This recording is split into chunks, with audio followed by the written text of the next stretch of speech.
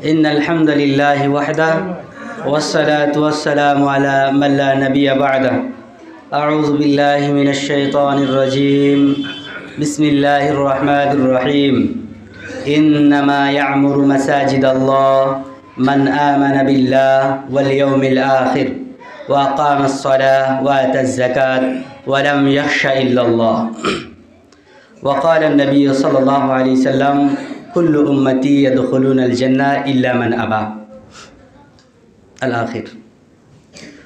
উপস্থিত অত্র ইসলাহি সভার সভাপতি মহাশয়, সামনে বসে থাকা দিনদার ইমানদার ভাই ও আব্বাজানেরা এবং পর্দার আড়ালের পর্দানাসীন মা ও ভগ্নীগণ, প্রশংসা আল্লাহ তাআলার জন্য যে আল্লাহ তাআলা আমাদেরকে এই ইসলাহি মজলিসে আসার তৌফিক দিয়েছেন।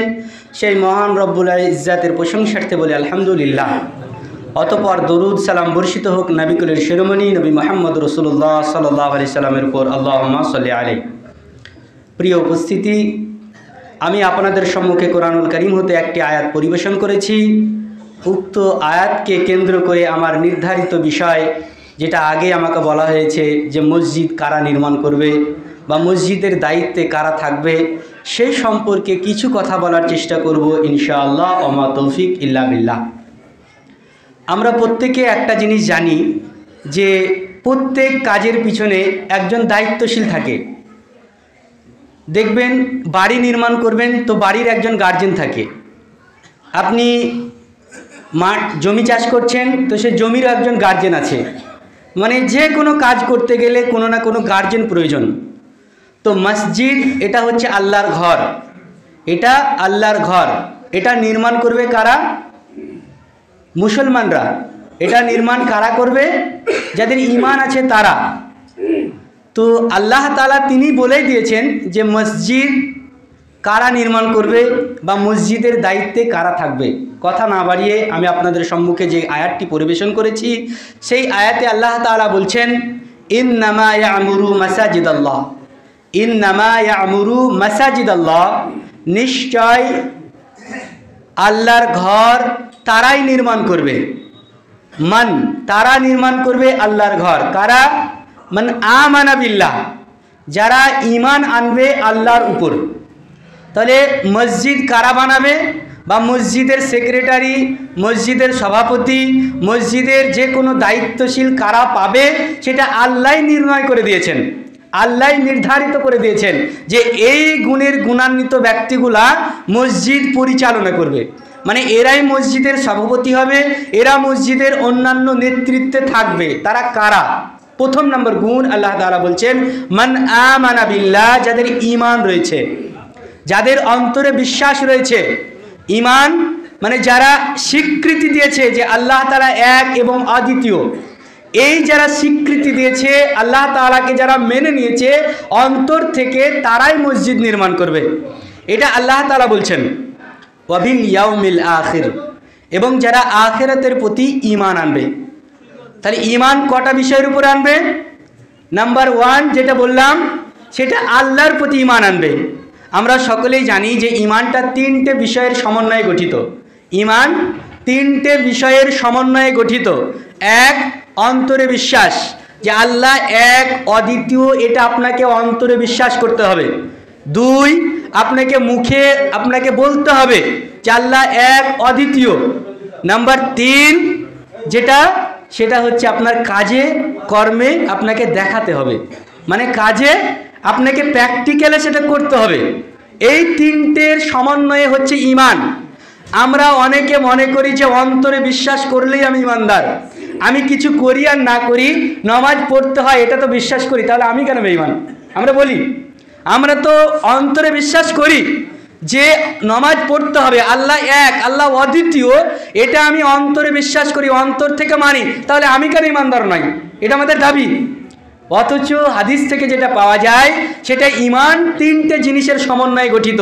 আপনার শুধু যদি পিলার তুলেন সেটাকে ঘর বলবেন না, বলবেন? মসজিদের চারিপাশে পিলার দিয়ে দিলেন, ছাদ দিলেন না, জানলা দরজা কিছুই করলেন না, সেটাকে ঘর বলবেন? ঘর বলবেন না, সেটাকে কিছু একটা বলবেন, ঘর কিন্তু বলবেন না, বা মসজিদও বলবেন না। তো আপনি নিজে বাড়ি করছেন, বাড়ির শুধুমাত্র ভিটটা দিয়েছেন, সেটাকে কমপ্লিট বাড়ি বলবেন? সেটাকে কমপ্লিট বাড়ি বলবেন না। কমপ্লিট বাড়ি তখনই বলবেন যখন দেখবেন তার জানলা হয়ে গেছে, যখন দেখবেন তার ছাদ হয়ে গেছে, যখন দেখবেন তার যাবতীয় কাজকর্ম হয়ে গেছে, তখন বলবে এটা কমপ্লিট বাড়ি। তো ইমানটাও মনে করেন আপনার একটা বস্তু, ইমানটাও একটা বস্তু। আল্লাহ রসুল সাল্লাল্লাহু আলাইহি সাল্লাম বলছেন ইমান বাড়ে এবং কমে। আল্লাহর নবী সাল্লাল্লাহু আলাইহি সাল্লাম বলছেন আল ইমান ইয়াজিদু ওয়া ইয়ানকুসু, ইমান এমন একটা জিনিস, ইমানটা বেড়ে যায় আবার কমে যায়। ইমান বাড়ে কিসে? ফি তাআতিল্লাহ, আল্লাহ তাআলার ইতাআত করলে, আল্লাহ তাআলাকে স্মরণ করলে, আল্লাহ তাআলার আপনার ইবাদত করলে ইমানটা বেড়ে যায়, ইমানটা বেড়ে যায়।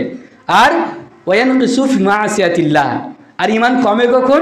যখন আপনি নাফরমানি, আল্লাহ তাআলার যেগুলো বলেনি তেমন কিছু বিষয় করবেন, তখন ইমানটা কমে যাবে। তো যেটা বিষয় সেটা হচ্ছে মসজিদ যারা নির্মাণ করবে, মসজিদের যারা দায়িত্বে থাকবে, তাদের প্রথম নম্বর শর্ত হচ্ছে তাদেরকে ইমানদার হতে হবে, তাদেরকে ইমানদার হতে হবে, পাক্কা মুমিন হতে হবে, পাক্কা ইমানদার হতে হবে। দ্বিতীয় নম্বর গুণ, তাদেরকে কিয়ামতের দিবসকে বিশ্বাস স্থাপন করতে হবে, মানে মারা যাব, মারা যাওয়ার পর আল্লাহ তাআলা আমাদেরকে হিসাব নেবেন, এই যে হিসাব নেবেন একটা দিন রয়েছে, সেই দিনকে আপনাকে বিশ্বাস করতে হবে। এটা হচ্ছে কিয়ামতের দিনকে বিশ্বাস করা। সেই দিনের জন্য আপনাকে তৈরি হতে হবে, সেই দিনের জন্য আপনাকে কাজকর্ম করতে হবে, তবেই তো আপনি কিয়ামতকে বিশ্বাস করলেন। আর কিয়ামতকে বলছেন যে আমি কিয়ামতকে বিশ্বাস করি, অথচ সেই দিনের জন্য কিছুই করলেন না, তাহলে আপনার বিশ্বাসের কোনো মূল্য আছে? কোনো মূল্য নেই। সংক্ষিপ্তভাবে বলছি আপনাকে। নাম্বার 3, আল্লাহ তাআলা বলছেন যারা মসজিদ নির্মাণ করবে, যারা মসজিদের দায়িত্বশীল হবে, তাদের 3 নম্বর যেটা গুণ হবে সেটা ইকামিস সালাহ, তারা সলাত আদায়কারী হবে, তারা সলাত প্রতিষ্ঠিত করবে। কিন্তু বর্তমান ম্যাক্সিমাম মসজিদের হাল এমন হয়ে গেছে, যার টাকার জোর আছে সেই হচ্ছে মসজিদের সর্দার, যার টাকার যত বহর রয়েছে সেই মসজিদের তত বড় পদ দখল করে বসে আছে, একদিনও ইমানদার, একদিনও নামাজ পড়ে না। কিন্তু আমরা বলি যে আমরা বড় ইমানদার, আমরা বলি কি আমরা বড় ইমানদার, নমাজ না পড়ি ঠিক আছে কিন্তু ইমানের কোনো ঘাটতি নেই। আমরা নমাজ না পড়ি ঠিক আছে কিন্তু আমার ইমানের কোনো ঘাটতি নেই, এমন ইমানদারের অভাব নেই। সমাজে খুঁজেন এমন ইমানদারের অভাব নেই যে নমাজ না পড়ি ঠিক আছে কিন্তু আমার মতো ইমান কোনো মৌলবীরও নেই। অনেকে বলে আমার মতো ইমান, এত শক্ত ইমান কোনো মৌলবীরও নেই, অথচ আল্লাহর নবী সাল্লাল্লাহু আলাইহি সাল্লাম বলছেন আহাদুল্লাযী বাইনানা ওয়া বাইনাকুমুস সালাহ। আল্লাহর নবী সাল্লাল্লাহু আলাইহি সাল্লাম বলছেন আমাদের মধ্যে এবং কাফেরদের মধ্যে, ইমানদারদের মধ্যে এবং কাফেরদের মধ্যে পার্থক্য হচ্ছে সালাত। আমাদের মধ্যে এবং কাফেরদের মধ্যে, একজন হিন্দু এবং একজন মুসলিমের মধ্যে পার্থক্য কি? আমরা সালাত আদায় করি, তারা সালাত আদায় করে না। আমরা আল্লাহর উপর বিশ্বাস স্থাপন করি, তারা সেটা করে না। এটাই পার্থক্য। আল্লাহ রাসূল সাল্লাল্লাহু আলাইহি সাল্লাম বলেছেন মান তারাকা সালাত ফাকাদ কাফার, যে ব্যক্তি সালাতকে বিনষ্ট করে, যে ব্যক্তি সালাতকে ত্যাগ করে, সে কাফের হয়ে যায়, কুফরি করে। তো আপনি সমাজের টাকাওয়ালা কাকে বলেন? যার পকেটে টাকা থাকে তাকেই তো টাকাওয়ালা বলেন। আল্লাহর নবী সাল্লাল্লাহু আলাইহি সাল্লাম বলছেন যে সালাত পরিত্যাগ করে সে কুফরি করে। তো এই কুফরি করতে করতে সে একজন কুফরিওয়ালা হয়ে যাবে, মানে কাফের হয়ে যাবে। টাকাওয়ালা যেমন 1 টাকা 2 টাকা করে জমাতে জমাতে জমাতে জমাতে সে টাকাওয়ালা হয়ে যায়, অনুরূপভাবে আল্লাহর নবী সাল্লাল্লাহু আলাইহি সাল্লাম বলছে মান তারাকা সালাত ফাকাদ কাফার, যে ব্যক্তি সালাতকে বিনষ্ট করবে, সালাতকে ছেড়ে দেবে, সালাতকে পড়বে না, ফাকাদ কাফার, সে কুফরি করলো। কুফরি করতে করতে সে কাফেরের পর্যায়ে চলে যাবে, কাফের হয়ে যাবে। কোনো কোনো আলেম ডাইরেক্ট বলে যে নমাজ পরিত্যাগ করলেই সে কাফের। কোনো কারণে আলেম ছাড় দেয় যে না, নমাজ যদি সে অন্তরে বিশ্বাস করে, যদি অলসতাভাবে না করে, তাহলে সে কাফের পর্যায়ে যায় না, এটা বলে। কিন্তু ম্যাক্সিমাম আলেমরা যেটা মত নিয়েছেন সেটা এটাই বলেন যে ব্যক্তি সালাত আদায় করে না সে মুসলমান নয়। কারণ মুসলমান এবং কাফেরদের মধ্যে মূল যেটা পার্থক্য, মূল যেটা আপনার পার্থক্য, যেটার জন্য আমরা মুসলিম, যেটার জন্য আমাদের অস্তিত্ব টিকে আছে, সেটাই হচ্ছে মূল সালাত। কারণ জাকাত যদি মনে করেন, জাকাত মানুষ বছরে প্রত্যেক দিন দেয় না, বছরে একবার দেয়, তাই আমরা জাকাতের জন্য মুসলিম নয়। যদি বলেন সিয়ামের জন্য, সিয়ামের জন্য আমরা মুসলিম নয়, কারণ বছরে 12টি মাসের মধ্যে আমরা কেবল 1টি মাস সিয়াম পালন করি, তাহলে সিয়ামের জন্য আমরা মুসলিম নয়। যদি মনে করেন হজের জন্য, হজের জন্য আমরা মুসলিম নয়, তার কারণ আমরা তো সারা জীবনে একবার হজ পালন করলে আমাদের ফরজিয়াত আদায় হয়ে গেল। তাহলে শুধু যদি হজের মধ্যে ইমানদার হতো, মুসলিমত্ব টিকে থাকতো, তাহলে আপনার জীবনে একবার গেলেই তো আপনি মুসলিম, এটার জন্য আমাদের মুসলিমত্ব নয়। আমাদের মুসলিমত্ব টিকে আছে শুধুমাত্র সলাতের উপরে, যেটা আপনাকে দৈনন্দিন 5 বার করতে হয়, দৈনন্দিন আপনাকে 5 বার হাজিরা দিতে হয়। সেজন্যই আল্লাহ তাআলা বলছেন যারা মসজিদের সেক্রেটারি হবে, যারা মসজিদের দায়িত্ববান হবে, তাদের 3য় নম্বর গুণ হবে ইকামিস সালাত, তারা সালাত প্রতিষ্ঠিত করবে। কি করবে? সালাত প্রতিষ্ঠিত করবে। মানে সালাত বাদ দেয় এমন মানুষ মসজিদের কোনো কাজে থাকতে পারে না, সালাত পড়ে না এমন কোনো মানুষ মসজিদের কোনো দায়িত্বে থাকতে পারে না। এটা আল্লাহ তাআলা আপনার জন্য নির্ধারিত করে দিয়েছেন যে কোন কোন ব্যক্তিরা সালাত আপনার মসজিদের দায়িত্বে থাকবে। কিন্তু যেটা দুঃখের বিষয়, আগেই বললাম যে মসজিদের সেক্রেটারি সে যার অনেক টাকা রয়েছে, মসজিদের ক্যাশিয়ার সে যে নামাজ পড়ুক চাই না পড়ুক, সে মুখে দাড়ি রাখুক চাই না রাখুক, সে নিজেকে মুসলিম পরিচয় দেখ অথচ না দেখ, সে মসজিদের ক্যাশিয়ার। সেটা আমরাই বানিয়েছি, সেটা আমরাই বানাই। তার কারণ কি? তার অনেক টাকা আছে, তাকে টাকা দিতে পারবে, তার সঙ্গে চাইলে সে মসজিদে কিছু দেবে, সেটা আমরা ভেবেছি। অথচ একবারও ভাবিনি যে আল্লাহ তাআলা কোন শ্রেণীর মানুষকে মসজিদে বসাতে বলেছেন। মসজিদ আল্লাহর ঘর, মসজিদের একটা সম্মান রয়েছে। এই সম্মানটা আপনারা যে কোনো মানুষ দিয়ে অসম্মানের জায়গায় পৌঁছে দিয়েন না, যে কোনো মানুষকে এই সম্মানী জায়গায় বসিয়ে দিয়ে স্থানটাকে অসম্মান করিয়েন না। তার কারণ আল্লাহ তাআলা সম্মান ঘরে সম্মানিত ব্যক্তিদেরকেই চান, সম্মানিত ব্যক্তিদেরকে আল্লাহ তাআলা দেখতে চান যে আল্লাহর ঘরে যে তারা আবাদ করবে। আল্লাহ তাআলা 3য় নম্বর গুণ কি বললেন? যে ইকামিস সালাত, তারা সালাত আদায় করবে। ওয়াতাজ যাকাত, নাম্বার 4 আল্লাহ তাআলা বললেন যারা মসজিদের তত্ত্বাবধানে থাকবে, যারা মসজিদের কর্মকাজ করবে, তাদের 4 নম্বর গুণ হবে ওয়া ইতাই যাকাত, তারা যাকাত প্রদান করবে। কিন্তু দুঃখের বিষয় আমরা যাকাত জিনিসটা ভুলেই গেছি। দুঃখের বিষয় যে আমরা যাকাত ভুলেই গেছি। আমরা মনে করি মাদ্রাসা মসজিদে কিছু টাকা দিয়ে দিলেই সেটা আমার সব কিছু দায় সারা। তারপরেও আবার কত গরম যে কত মাদ্রাসাকে দেব, কত মসজিদকে দেব, এইভাবে যদি প্রত্যেক দিন আসে কিভাবে দেব? আপনি কি আপনার টাকা দিচ্ছেন? যখন আপনি যাকাতের টাকা বের করছেন তখন কি আপনার ব্যক্তিগত টাকা দিচ্ছেন? সেটা তো আপনি উপার্জন করেছেন ঠিক, কিন্তু টাকাটা তো আপনার নয়। তার কারণ আল্লাহ তাআলা বলছেন ধনীদের মালের মধ্যেই রহিত রয়েছে গরিবদের হক। ধনীদের মালের মধ্যেই আছে কার? গরিবদের হক। মানে আপনার ধনসম্পদের মধ্যেই আল্লাহ তাআলা গরিবের মালকে দিয়ে দিয়েছেন, সেটা আপনার নয়, সেটা গরিবের মাল। অথচ আপনারা যাকাতকে অনেক কিছু মনে করেছেন। এই জন্য রাসূলুল্লাহ সাল্লাল্লাহু আলাইহি ওয়াসাল্লাম একটা হাদিস বলেছেন যে এমন একটা সময় আসবে, কিয়ামতের আলামত বলতে গিয়ে একটা বড় হাদিস বর্ণনা করেছে, অনেক রকম গুণের গুণান্বিত মানুষদেরকে গণনা করেছেন। তার মধ্যে একটা গুণ বলছেন যে মানুষ এমন একটা সময় আসবে যে সময়টা মানুষ যাকাতকে জরিমানা মনে করবে।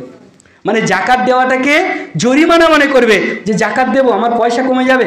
অথচ আল্লাহ তাআলা বলছে ইয়ামহাকুল্লাহুর রিবা ওয়া ইউরবিস সাদাকা। আল্লাহ তাআলা বলছেন ইয়ামহাকুল্লাহুর রিবা, যে আল্লাহ তাআলা সুদকে নিশ্চিহ্ন করে দেন, সুদকে ধূলিসাৎ করে দেন, সুদকে আল্লাহ তাআলা তাকে মিটিয়ে দেন, অস্তিত্ব মিটিয়ে দেন। ওয়া ইউরবিস সাদাকা, এবং যারা সাদকা দেয়, যারা যাকাত দেয়, তাদের যাকাতের মালটাকে আল্লাহ তাআলা বর্ধিত করান। তাহলে যাকাতটা জরিমানা নয়, যাকাতটা আমার আপনার জন্য জরিমানা নয়, এটা আমার আপনার জন্য একটা মাল বর্ধিকরণের একটা উপায়, মাল বাড়ানোর একটা উপায় হচ্ছে যাকাত প্রদান করা। আপনি যাকাত দেবেন, আপনার মাল বাড়বে, এটা আল্লাহ তাআলা ওয়াদা দিচ্ছেন যে ইয়ামহাকুল্লাহুর রিবা, আমি সুদকে হালাক করে দিই। বাহ্যিক দিক থেকে সুদের টাকা আপনি হয়তো ব্যাংক ব্যালেন্স অনেক বাড়তে দেখছেন, কিন্তু এটা প্রকৃত বর্ধিত নয়, এটা আপনার কমছে। কোন দিক দিয়ে কমছে সেটা হয়তো আপনি বুঝতে পারছেন না, কিন্তু আল্লাহ তাআলা বলছে ওয়াইরবিস সাদাকা, কিন্তু তোমরা দান সাদকা করো, তোমরা যাকাত দাও, তোমাদের মালকে আমি বাড়িয়ে দেবো। এটা আল্লাহ তাআলা বলছেন ওয়াইরবিস সাদাকা, আমি সাদকাকে বাড়িয়ে দিই। কিন্তু বর্তমান আমরা যাকাত দিতে চাই না, যাকাত দিতে চাই না, যাকাতকে নিয়ে একদম অবহেলা করি, একদম অবহেলা করি। অথচ রাসূলুল্লাহ সাল্লাল্লাহু আলাইহি সাল্লাম বলছেন মান আতাল্লাহু মালান, যে ব্যক্তিকে আল্লাহ তাআলা মাল দিল ওয়ালাম ইয়াদ্দিজ যাকাত, এবং সেই মালের সে যাকাত দিল না। হাদিসটা বেশ বড় হাদিস। আল্লাহ রাসূল সাল্লাল্লাহু আলাইহি সাল্লাম বলছেন যে ব্যক্তিকে আল্লাহ তাআলা মাল দিলেন, ধনসম্পদের মালিক বানালেন, অথচ সেই ব্যক্তি যাকাত দিল না, তো কিয়ামতের দিন সেই মালগুলোকে আল্লাহ তাআলা একটা সাপে পরিণত করবেন। সুবহানাল্লাহ। আল্লাহ তাআলা বলছেন কিয়ামতের দিন সেই মালগুলো, যে মালগুলো সে যাকাত দেয়নি, সেই মালগুলোকে আল্লাহ তাআলা সাপে পরিণত করে দেবেন। ওয়াকরাহু লাহু যাবিবাতান, আল্লাহ তাআলা বলছেন এবং সেই সাপটা তার দুই চোয়ালে কামড়াতে থাকবে এবং সে বলতে থাকবে আনা মালুক আনা কানজুক, আমি তোমার সম্পদ, আমি তোমার মাল। সে বলতে থাকবে আপনার মাল, আপনার গলায় সাপের আকৃতিতে জড়িয়ে দেওয়া হবে যদি আপনার মালের যাকাত না দেন। তাহলে আপনি বলবেন যে এই জাকাতের সঙ্গে মসজিদ কমিটির সদস্য হওয়ার কি সাথ রয়েছে? জাকাতের সঙ্গে মসজিদ কমিটি হওয়ার কি সম্পর্ক রয়েছে? এটা এই জন্যই আল্লাহ তাআলা বলেছেন যখন আপনি ফরজিয়াত আদায় করবেন, মানে ফরজ জাকাতটা দেবেন, তখন অটোমেটিক আপনার হাতটা একটু দেওয়ার মতো হবে। যখন ফরজ আদায় করবেন তো মসজিদের যে কোনো কাজেও আপনি দিতে পারবেন। এই জন্য আল্লাহ তাআলা একটা আপনার শর্ত দিয়ে দিয়েছেন যে যারা মসজিদের সদস্য থাকবে, যারা মসজিদের তত্ত্বাবধানে থাকবে, যারা মসজিদের নেতৃত্ব দেবে, তারা ওয়াতা যাকাত, তারা জাকাত প্রদান করবে। নাম্বার 5 আল্লাহ তাআলা বলছেন ওয়ালাম ইয়াখশা ইল্লাল্লাহ, তাদের মধ্যে 5 নম্বর একটা গুণ থাকবে, সেটা কি ওয়ালাম ইয়াখশা ইল্লাল্লাহ, তারা আল্লাহ ছাড়া কাউকে ভয় করবে না।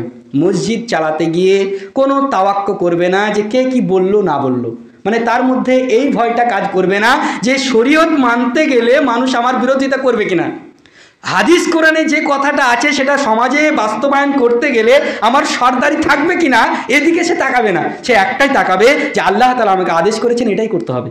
আল্লাহ তাআলা যে ওয়ালাম ইয়াখশা ইল্লাল্লাহ, সে আল্লাহ ছাড়া কাউকে তাওয়াক্কুল করবে না, কাউকে ভয় করবে না, মানে আল্লাহ যেটা বলেছেন সেটাই করবে।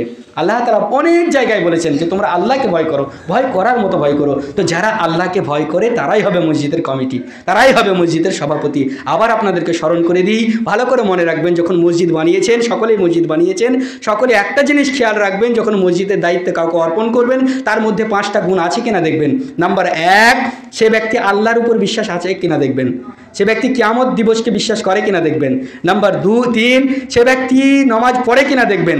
নাম্বার 4, সে ব্যক্তি যাকাত দেয় কিনা দেখবেন। নাম্বার 5, সে ব্যক্তি শুধুমাত্র আল্লাহর উপর কি ভয় করে, আল্লাহ ব্যতীত কাউকে ভয় নেই তো, তার মান সম্মানের ঘাটতি হয়ে যাবে এই ভয়ে কিছু লুকাচ্ছে না তো, দেখবেন ভালো করে। এই 5টা গুণের গুণান্বিত হলে তাকে নির্দ্বিধায় আপনি মসজিদের সেক্রেটারি, মসজিদের সরদার দিয়ে দেন, মসজিদ হিফাজত থাকবে, শরীয়ত হিফাজত থাকবে, আল্লাহ তাআলার আইনকে মান্য করা হবে। তাই পরিশেষে দোয়া করে আল্লাহ তাআলা তোমার বিধান মতো, তোমার আইন মতো যাতে আমরা মসজিদের সভাপতি সেক্রেটারি বানাতে পারি, সেই তৌফিক তুমি আমাদেরকে দিও। আমিন। ওয়া আখিরু দাওয়ানা আলহামদুলিল্লাহি রাব্বিল আলামিন। আসসালামু আলাইকুম ওয়া রাহমাতুল্লাহ। আসসালামু আলাইকুম।